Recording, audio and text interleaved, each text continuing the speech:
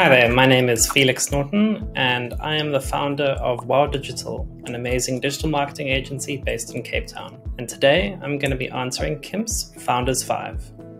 One book or podcast that transformed my mindset as an entrepreneur. So about 2 years ago, my business partner introduced me to a book called Scaling Up, which completely changed the way that we saw our business. By working through the principles outlined in the book, we transitioned from an organic growth model and just going with the flow to a very strategically orientated model. And that's what helped us grow and expand way faster and with more direction and success. And we've now pivoted to a similar framework, but from another book called Traction, which has been phenomenal so far. So how do I handle things like self-doubt when things get tough? Well, imposter syndrome plagues every entrepreneur.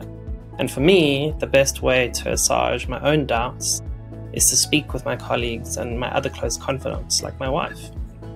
By trying to verbalize my feelings and thoughts, the act of sharing helps you to identify what the real issues are and often kind of figure out what are just the perceived issues. So just talk more and don't keep it all in your head because you can just create a negative echo chamber. What's the biggest misconception that people have about entrepreneurship? I think that as an entrepreneur, people think that, you got here and it was a very kind of gradual process of success to success. And it's often not. It's often mixed with a lot of failures. And the growth isn't a kind of a linear or an exponential stage. It's often lots of ups and downs.